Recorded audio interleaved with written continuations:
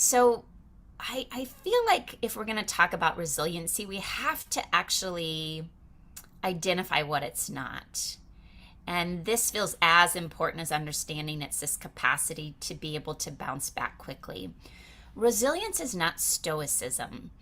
And I guess the way that I would define stoicism, or how I'm going to talk about it here, is sort of a shutting down of emotions, a pushing down. So you always seem to have sort of a calm face. We all know very stoic people. But resilience is actually, as that Pema Chodron quote described, it's this capacity to feel all of it and not get thrown off course by what is flowing through the body. We're all designed to experience a lot of emotion. This is just how we're wired.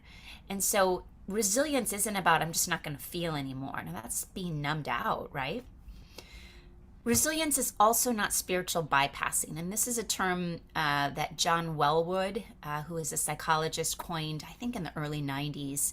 It's had a lot of traction lately. A lot of people are talking about it. But it's this idea that our spiritual practices or our meditative practices or our prayer practice allows us, if we're just engaged in that, then we don't have to deal with the dirt in our life. I'm just going to pray about it. I'm going to meditate about it versus really facing and going into the real challenges that face us. Again, there can be some escapism with spiritual bypassing.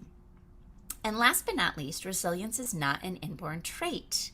It is a practice. It is something we can all grow. So just like, we're not born with biceps like this, we have to do weight training to get those biceps.